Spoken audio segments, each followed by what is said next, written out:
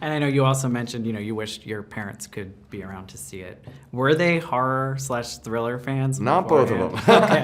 Definitely not both of them. My dad was a hardcore horror fan, and he was the reason I even got into the genre. Like, he and I watched horror movies a lot together.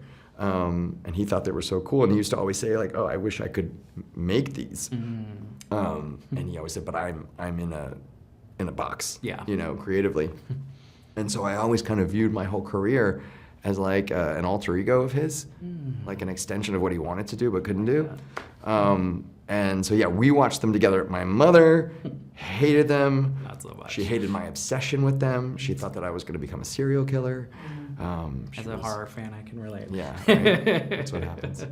And, you've been doing these films with Blumhouse, I think it's 15 years now, 20 years? It's been a while. It might even be 20. It's been a long time. A lot of horror movies, a lot of thrillers. Is that kind of the genre you want to stick in, or are there things you want to There's kind of other venture stuff out? that I would love to do and definitely want to do, and I have like dabbled here and there in some other places and parts, and like even my Netflix movie, which was called We Have a Ghost, that was really a family film. It was like it's like if E.T. had a baby with Poltergeist or something, you know what I mean? It was sort of a weird amalgamation of things, but it was my Amblin movie.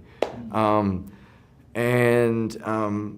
think it's always about trying to push myself creatively and explore things that I'm excited about, and try and find things that are really character-driven and message-driven, because that's another thing that changed a lot for me.